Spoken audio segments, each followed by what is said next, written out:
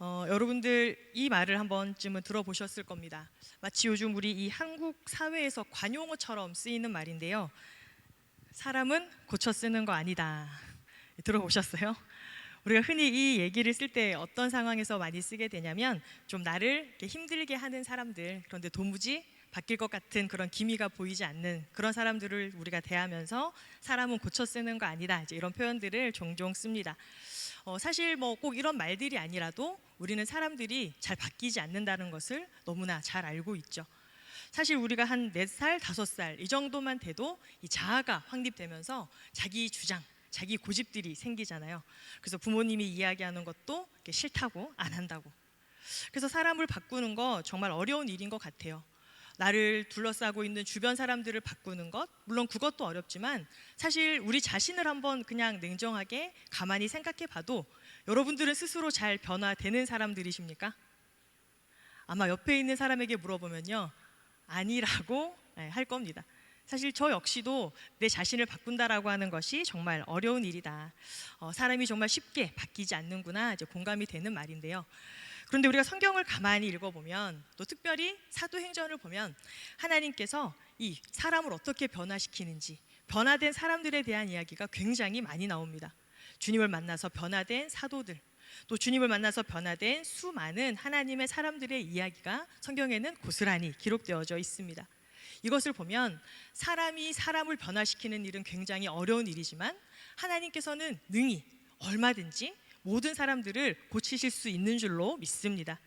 오늘 우리가 함께 읽은 이 본문 말씀을 보면 도무지 변할 것 같지 않았던, 어떻게 보면 절대로 변화시킬 수 없을 것만 같았던 그 한 사람이 변화되어지는 놀라운 이야기가 소개되어져 있습니다.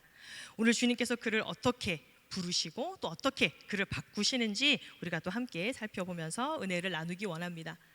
오늘 우리가 함께 읽었던 이 본문 말씀은 우리가 교회에서 전통적으로 이 다메섹으로 가던 길에 이 사울이 예수님을 만난 사울의 회심 사건으로 굉장히 유명합니다. 그래서 어떤 사람들은 이 바울의 회심이 이 기독교 역사상 그리고 교회 역사상 가장 중요한 회심이다, 이렇게까지도 표현하기도 합니다. 왜냐하면 이 사울이라는 사람을 우리 그리스도인들은 좀 잘 알 필요가 있는데요, 예수님 다음으로 그 한 사람에 대한 일대기가 가장 자세히 소개되어져 있는 사람, 이 사람이 바로 사울입니다. 그리고 신약 성경의 3분의 1 이상, 거의 절반 가까이를 기록한 사람도 바로 이 사울입니다. 그랬던 그가 오늘 주님을 만나 하나님의 제자가 되는 그 놀라운 사건, 오늘 주님께서 그를 어떻게 부르셨는지 한번 살펴볼 텐데요. 먼저 이 사울이 원래 어떤 사람이었는데 주님께서 그를 찾아가셔서 만나는지 한번 살펴보겠습니다. 우리 1절과 2절 말씀을 다시 한번 같이 읽어보도록 하겠습니다. 시작. 사울이 주의 제자들에 대하여 여전히 위협과 살기가 등등하여 대제사장에게 가서 다메섹 여러 회당에 가져갈 공문을 청하니, 이는 만일 그 도를 따르는 사람을 만나면 남녀를 막론하고 결박하여 예루살렘으로 잡아오려 함이라. 아멘. 주의 사자들에 대해서 여전히 위협과 살기가 등등했다, 이렇게 기록합니다.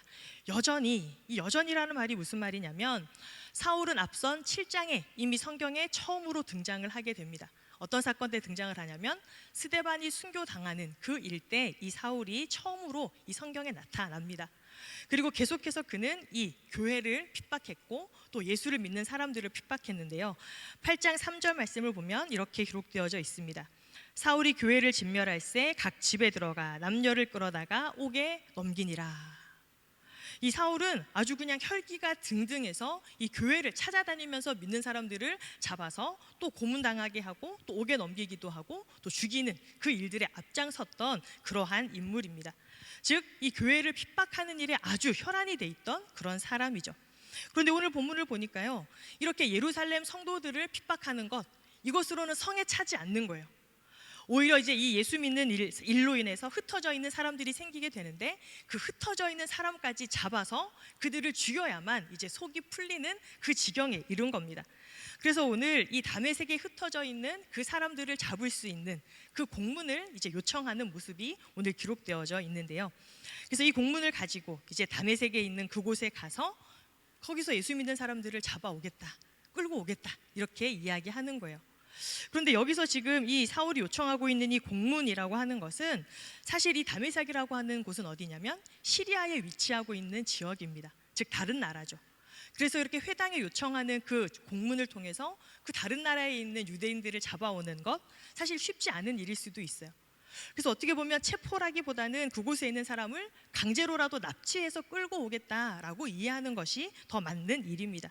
즉 이 공문이 다메섹에서 통하든지 통하지 않든지 그것이 중요한 것이 아니라 이 사울은 그저 예수 믿는 사람, 그들이 있는 곳이면 어디든지 쫓아가서 그들을 잡아오겠다, 이것이 하나님의 일이라고 철석같이 믿고 그 일들을 행하고 있는 거죠.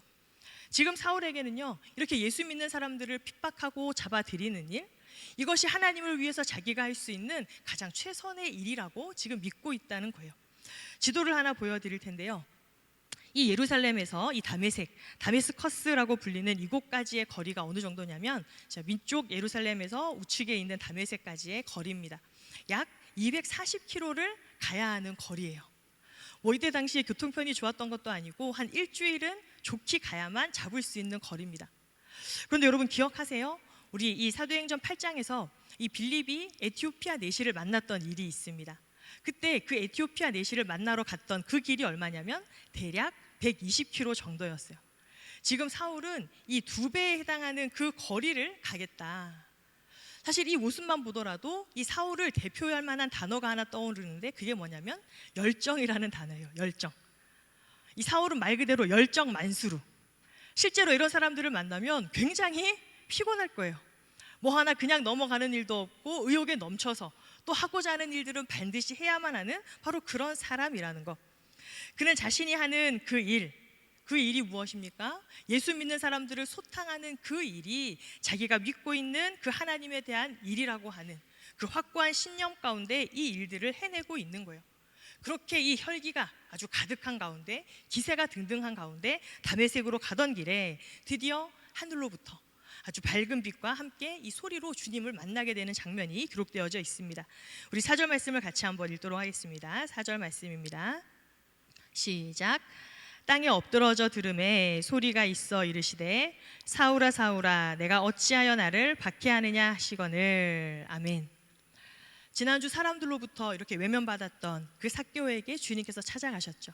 그래서 그 이름을 불러주시고 또 내가 너를 보고 있다 이렇게 말씀해 주신 것처럼 이렇게 기세가 등등해서 예수 믿는 사람을 잡으러 가던 그 사울에게 이 주님께서 나타나신 거예요. 그러면서 이제 그가 새로운 삶으로 변화되어지는 그 전환점들을 경험하게 됩니다. 사실 여러분 우리 주변에서도요 이처럼 이 예수님을 만나서 그의 인생이 변화된 그런 회심의 이야기들을 여러분 종종 들어본 적이 있을 겁니다. 저 같은 경우는 이제 군복을 하면서 이런 얘기들을 종종 들었어요. 원래 신앙이 없던 사람인데 이 초코파이 간식 때문에 이 훈련소 교회를 왔다가 나중에 전역하고 신학교를 가서 목사님이 되었더라. 실제 있는 이야기거든요. 그런 이야기들도 있고 또 제가 아는 이 신학교 선배 중에 어떤 일이 있었냐면 집안이 예수를 믿지 않았던 상태였는데 이 교통사고를 당하게 돼서 이 병원에 입원을 한 거예요. 그런데 가만히 보니까 병원에 목사님들이 가끔 이 신방을 가서 기도해 주시잖아요. 이 선배의 아버지가 그 기도해 주시는 모습을 보고 부탁하셨다라는 거예요. 저기 목사님, 저희가 교회는 다니지 않는데 우리 아들을 위해서도 좀 기도해 주시면 안 되겠습니까? 그럼 목사님이 뭐라고 그러겠어요? 저희 교회 교인이 아니니까 안 돼요 이러시겠어요? 기도해 주겠다고. 그래서 그렇게 기도를 받고 이제 퇴원한 이후에 그 온 가족들이 이제 교회를 다니게 됐고 그 선배는 어떻게 됐습니까? 제가 아까 신학교 선배라고 했죠. 신학교를 가서 또 목사님이 되셨다라는 거예요.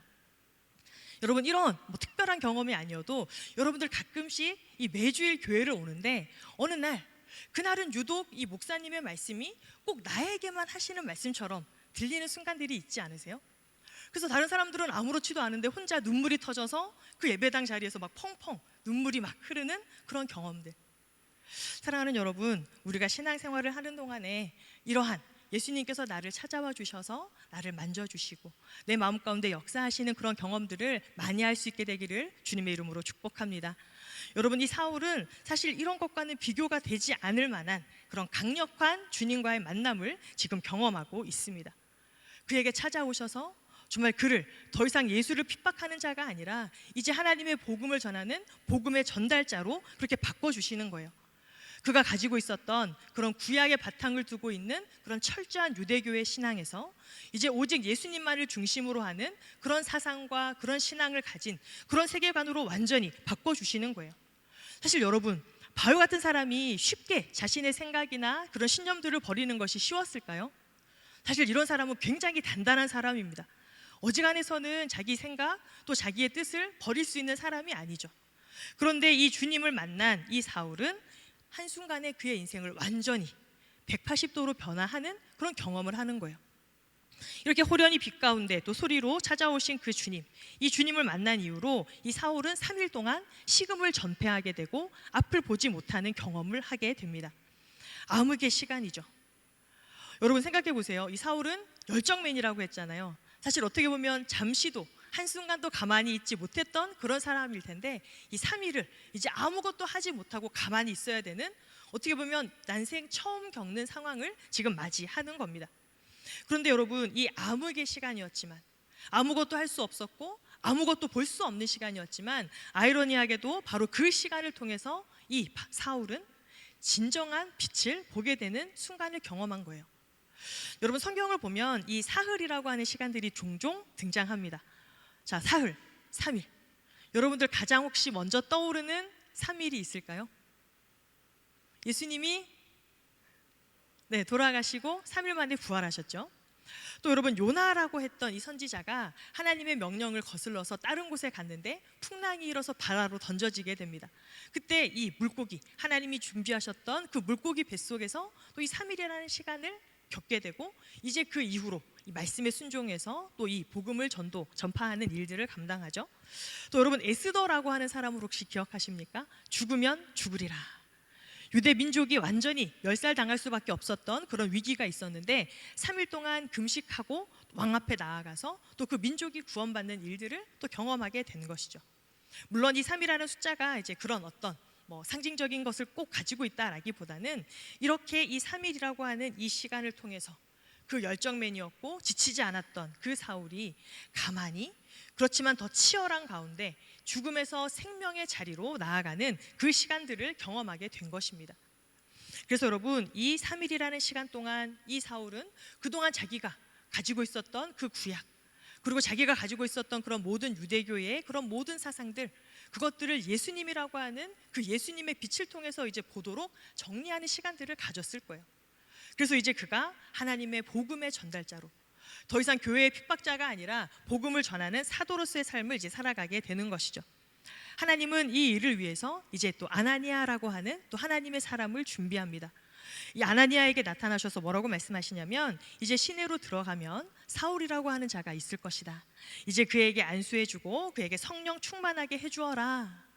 자, 여러분, 아나니아가 처음 이 얘기를 들었을 때 어떤 기분이었을까요?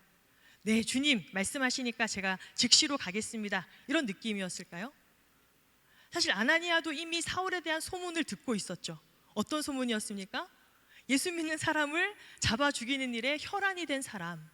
그런데 갑자기 주님께서 오셔서 그 사울에게 가서 네가 안수해줘라, 이렇게 말씀하시니까 아나니아도 처음 주저주저 하는 거예요.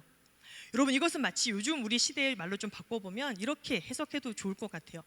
여러분, IS, 우리 극단주의 이슬람주의자가 있습니다. 막 어제까지만 해도 막 교회에다가 만약에 폭격을 했어요. 그런데 오늘 갑자기 주님께서 저에게 나타나셔서, 자, 이제 그 IS의 수장이 예수를 믿기로 했으니까 이제 그에게 좀 세례를 베풀어 주어라. 여러분, 그 말을 들으면 제가 어떻게 할까요? 너무 놀라겠죠. 정말입니까? 그게 가능한 일입니까? 저 사람은 핍박자인데요. 아나니아도 그런 마음이었어요. 그런데 주님께서 다시 한번 그에게 분명하게 말씀하십니다. 뭐라고 말씀하시느냐? 15절과 16절의 말씀을 같이 한번 읽어보겠습니다. 시작. 주께서 이르시되 가라, 이 사람은 내 이름을 이방인과 임금들과 이스라엘 자손들에게 전하기 위하여 택한 나의 그릇이라. 그가 내 이름을 위하여 얼마나 고난을 받아야 할 것을 내가 그에게 보이리라 하시니. 아멘. 주님께서 분명하게 말씀해 주시는 거예요. 아나니아야, 두려워하지 말아라. 그가 지금까지는 핍박자였지만 이제 내가 나의 그릇으로, 나의 선택한 종으로 복음의 전달자로 쓸 것이다. 그에게 이렇게 말씀해 주시는 거예요. 그래서 여기 보시면 이 하나님의 택한 그릇이다 이 표현이 있는데, 이 사도 바울은 이 말씀이 어떻게 보면 자신의 신앙생활의 핵심 키워드가 돼요. 나는 하나님의 그릇이다. 하나님의 그릇으로서 내가 남은 이 삶을 살아가겠다. 그런데 여러분, 오늘 이 주님께서 하시는 말씀 가운데 주목해야 할 단어가 있는데, 주님이 선택해서 주님의 그릇으로 사용하시기는 하는데 그가 무엇을 받아야 한다라고 말씀하고 계시냐면 고난을 받아야 할 것이다, 그렇게 말씀하세요. 이제 처음으로 이 하나님의 사람으로 부르셨어요. 그래서 이제 내가 너와 함께 이 위대한 하나님의 나라의 사역들을 감당하는데 그 길은 영광스럽고 아주 이렇게 평탄한 길이 아니라 고난의 길이 될 것이다. 그 고난의 길로 지금 주님께서 초청하고 계시는 거예요. 여러분, 오늘 이제 예배가 끝나면 광고를 할 텐데요. 이제 이번 주 토요일 날 우리 명준 형제님과 혜진 이 자매님이 결혼식을 하거든요. 지금 혹시 어디에 앉아 계세요? 네, 저기 지금 앉아 계시는 두 분입니다. 제가 우리 명준 형제께서 어떻게 프로포즈를 했는지 사실 듣지는 못했거든요. 그런데 아마도 프로포즈를 했다면 이렇게 하지 않았겠습니까? 이건 그냥 제가 그냥 하는 얘기예요, 여러분. 내가 손에 물 한 방울도 묻히지 않겠다. 너무 고전인가요? 뭐 어쨌거나 의미가 중요하니까 손에 물 한 방울 묻히지 않게 하겠다. 눈에서 눈물 나게 하지 않겠다. 네가 원하면 내가 저 하늘에 이 별과 달이라도 따주겠다. 혹시 그런 식의 말씀들을 하셨나요? 사실 이렇게 얘기하면서 나랑 결혼해 줄래? Will you marry me? 해도 사실은 결혼을 해줄까 말까죠. 그런데 만약에 우리 명준 형제님이 있잖아, 사실 나랑 결혼하면 굉장히 힘들 거야. 나 연봉도 얼마 안 되고 나 하는 일이 맨날 야근해야 될 수도 있고 너 외롭게 할 수도 있어. 너 힘들게 할 수도 있어. 그런 고백을 받는다면 선뜻 따라 나설 여인이 있을까요? 네. 요즘은 또 다들 아주 이렇게 자의식이 강한 여성들이라 괜찮아, 내가 먹여 살릴게, 걱정하지 마. 뭐 그럴 수도 있겠죠. 그런데 우리가 처음 이 고백이 이 처음부터 대뜸 고난을 얘기하기는 쉽지 않다. 조금 좀 바꿔볼까요? 여러분들 이제 취업을 우리가 만약에 준비를 하고 있다고 생각해 봅시다. 우리 어떤 직장에 가고 싶으세요?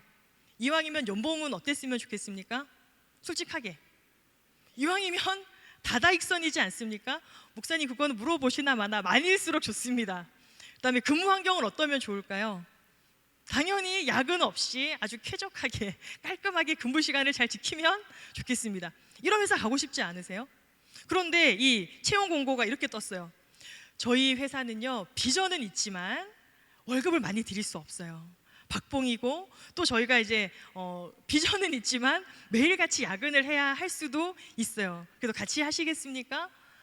이런 채용 공고를 보신다면 여러분 선뜻 이 회사가 뭔가 큰 비전이 있나 보다. 그리고 선뜻 가시겠습니까? 주저하게 되지 않겠습니까?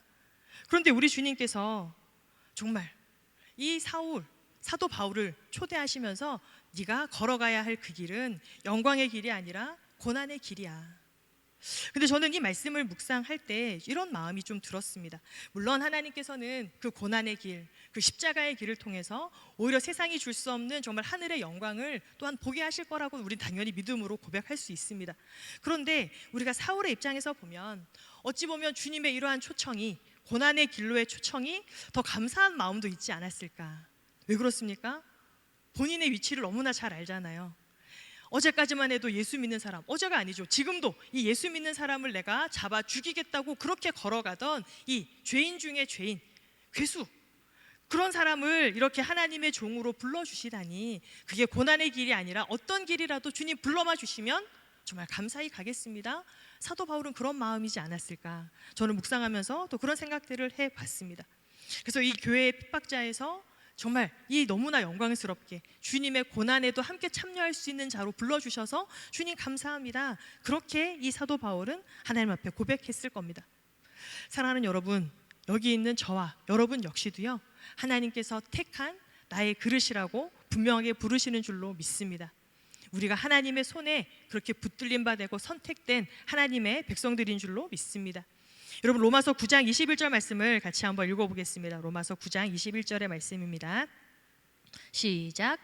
토기장이가 진흙 한 덩이로 하나는 귀 있을 그릇을, 하나는 천 있을 그릇을 만들 권한이 없느냐. 이 말씀은 무슨 말씀입니까? 우리의 인생이 전적으로 하나님의 손에 달려 있음을 보여주는 그러한 구절입니다. 태초부터 우리를 선택하셨고 우리를 창조하신 그 하나님, 우리의 인생이 바로 그 하나님의 손에 달려 있다라는 거예요. 그리고 하나님은 지금도 저와 여러분들의 인생을 그렇게 아름답게 빚어가고 계십니다. 그리고 계속해서 우리 고린도후서 4장 7절의 말씀을 우리 또 다시 한번 읽어보겠습니다. 고린도후서 4장 7절의 말씀입니다. 시작. 우리가 이 보배를 질그릇에 가졌으니 이는 심히 큰 능력은 하나님께 있고 우리에게 있지 아니함을 알게 하려 함이라. 아멘. 이 고백은 이 사도 바울의 그런 철저한 주님을 만난 이후에 자의식을 보여주는 구절입니다. 우리를 질그릇으로 그렇게 부르셨다. 사도 바울 자신을 질그릇이라 이렇게 표현을 하고 있습니다. 여러분, 질그릇이 무엇입니까? 흙으로 만든 그런 투박한 그릇입니다. 그런데 그런 투박한 그릇이지만 무엇을 담고 있다고요? 보배를 담고 있다. 보배를 질그릇에 담았다. 이렇게 사도 바울은 고백하고 있습니다. 여러분, 그릇은 어떤 용도입니까? 그릇은 우리가 음식을 담거나 하는 이제 그러한 도구이고 수단이죠. 그래서 여러분, 우리가 이 그릇, 여러분들 그 남자분들은 우리가 이제 사치품으로 이 시계를 이제 찬다라는 얘기를 들어본 적이 있어요. 이렇게 고가의 시계가 남성들의 이제 사치를 할 수 있는 그런 사치품이고, 여성들은 무엇으로 사치를 할 수 있느냐? 그릇이래요. 여러분, 들어본 적 있으세요? 사실 저는 이렇게 그릇이 정확하게 얼마의 가격인지 잘 모르는데, 그릇도 그게 이제 어떤 라인이고 어떤 모델이냐에 따라서 엄청 비싸다라는 거예요. 그리고 여러분, 그 왜 초록색 테두리가 상징적인 포트메리온? 제가 이걸 이렇게 메이커를 얘기해도 되는지 모르겠지만 그게 이렇게 한간에서는 우스갯소리로 영국 사람들 집보다 한국 사람들 집에 더 많이 있을 거다. 그만큼 이 한국인들이 사랑하는 이렇게 브랜드다 이야기를 하는데요. 여러분, 그 그릇이 금을 두른 그런 그릇인지 아니면 이 흙으로 만든 투박한 질그릇인지, 중요한 것은 무엇이냐면 주인이 쓰려고 할 때 그 그릇이 깨끗하게 비워져 있느냐 비워져 있지 않느냐, 주인이 쓰고자 할 때 준비되어져 있는 그릇이냐 아니냐, 이것이 중요하다라는 거예요. 여러분, 우리를 지금 질그릇이라고 그렇게 말씀하시는데, 여러분, 우리 스스로 더 나은 그릇이 되려고 그렇게 아등바등 노력할 필요가 없다라는 거예요. 여러분, 질그릇이어도 우리 안에 무엇을 담고 있으면요? 바로 예수 그리스도, 보배를 담고 있으면 이 보배를 담은 그릇이 되는 줄로 믿습니다. 우리 스스로 이렇게 비싼 그릇, 잘난 그릇, 멋진 그릇이 되지 않아도 우리 안에 바로 이 예수 그리스도의 그 복음의 능력이 우리 안에 충만하게 있다면 우리는 그것으로 충분하다라는 거예요. 여러분, 이 말씀이 굉장히 중요합니다. 왜 그렇습니까? 우리가 이 그릇 안에 담겨져 있는 그 보배에 집중하지 않으면 우리 스스로 자꾸 더 나은 그릇이 되려고 하는 그런 노력들을 할 수밖에 없다라는 거예요. 여러분, 그러다 보면 어떻습니까? 마치 내가 무엇이라도 되는 것 마냥 내 힘과 내 능력들을 자꾸 자랑하거나 의지하게 될 수도 있고, 또 자칫 내가 열심히 노력하는데 옆에를 둘러보다가 나보다 더 멋지고 또 근사한 그런 사람을 만나게 되면 또 나도 모르게 의기소침해질 수도 있고, 또 나도 모르게 상처받거나 또 시험에 드는 그런 순간들을 맞이하게 된다는 거죠. 그래서 우리는 어떤 그릇이냐, 이것이 더 중요한 것이 아니라 우리 안에 무엇을 담고 있느냐, 이것에 우리가 준비할 수 있는 저와 여러분이 될 수 있었으면 좋겠습니다. 여러분, 디모데후서 2장 20절에서 21절 말씀을 같이 읽을 텐데요. 이 사도 바울이 이제 훗날 나중에 믿음의 아들이라고 여겼던 그 디모데에게 전하는 그 말씀인데요. 우리 같이 한번 읽어보도록 하겠습니다. 시작. 큰 집에는 금그릇과 은그릇뿐 아니라 나무그릇과 질그릇도 있어 귀하게 쓰는 것도 있고 천하게 쓰는 것도 있나니, 그러므로 누구든지 이런 것에서 자기를 깨끗하게 하면 귀히 쓰인 그릇이 되어 거룩하고 주인의 쓰심에 합당하며 모든 선한 일에 준비함이 되리라. 아멘. 사랑하는 여러분, 하나님은 모든 사람을 능히 변화시킬 수 있는 분인 줄로 믿습니다. 그 주님이 지금도 매일매일 우리에게 찾아오셔서 또 우리와 함께 또 주님의 그 길을 걸어갈 것을 초청하고 계시는 줄로 믿습니다. 여러분, 우리를 이 청년의 때에 불러주신 이 은혜가 얼마나 감사합니까? 여러분, 우리가 매일매일 이 예배의 자리에 나올 때 내가 이 청년의 때에 주님 앞에 드릴 수 있음에 우리가 감사하면서 나아갈 수 있었으면 좋겠습니다. 그리고 비록 지금 내 자신이 그런 천한 질그릇처럼 보인다 할지라도 내 안에 예수 그리스도의 그 은혜가 있다면, 내 안에 우리 주님의 그 복음의 능력이 있다면 내가 주님께서 귀히 쓰시는 그런 그릇이 될 수 있음을 우리가 확신함으로 주님께 나아갈 수 있었으면 좋겠습니다. 여러분, 혹시나 이 내 눈앞을 가리고 있는 그런 비늘 같은 것들이 있다면 우리가 주님 앞에 그 모든 것들을 내려놓을 수 있었으면 좋겠습니다. 주님, 저에게도 빛으로 찾아와 주시고 음성으로 찾아와 주시고 이 사도 바울을 만나 주셨던 것처럼 그렇게 제 마음 가운데 오셔서 나를 부르신 그 목적과 내 인생을 어떻게 또 사용하시기를 원하시는지 그 의미와 뜻을 깨닫게 해주십시오. 우리가 그렇게 겸손하게 순종하는 마음으로 우리가 기도하며 나아갈 때 하나님께서 우리를 그렇게 귀하게 또 사용하실 줄로 믿습니다. 그래서 바라기는 우리를 부르신 그 주님 앞에 우리가 순종함을 통해서 우리의 또 순전한 비고 빈 그 깨끗하고 정결한 마음을 드림을 통해서 이 시대 가운데 우리가 하나님의 마음을 시원케 하고 또 하나님께서 쓰시고자 하는 그 일들에 우리가 귀하게 쓰임받는 저와 여러분이 될 수 있기를 주님의 이름으로 축복합니다. 여러분, 이 시간 우리가 같이 찬양하고 또 기도하기를 원하는데요, 우리 하나님의 부르심이라는 찬양을 할 겁니다. 여러분, 가끔씩 우리가 이 청년의 시절을 살다 보면 하나님 과연 내 인생을 통해서 어떤 일을 하실까, 그런 의문들을 가지는 순간들이 있을 수 있습니다. 하나님 과연 우리 아까 처음에도 같이 찬양했죠. 이런 모습, 내 모습 이대로 주님 나를 받으신다라고 하시는데 나를 주님 어떻게 사용하실지 참 우리가 때로는 그런 불확실 가운데 나아갈 때가 있지 않습니까? 그런데 여러분, 정말 도무지 하나님이 쓰실 수 없을 것 같았던 그 사울이 주님을 만나자 핍박자에서 복음의 전달자가 되었던 것처럼 우리가 하나님의 부르심에는 절대로 실수도 없으시고 하나님의 부르심은 우리가 완전하다고 하는 이 사실들 우리가 믿으면서 우리가 이 찬양을 함께 고백했으면 좋겠습니다. 하나님의 부르심에 후회가 없으시니 우리를 부르신 하나님, 우리를 하나님의 뜻대로 사용하여 주옵소서. 우리가 그런 마음 가지고 함께 찬양하며 또 고백하며 기도하며 나아가겠습니다.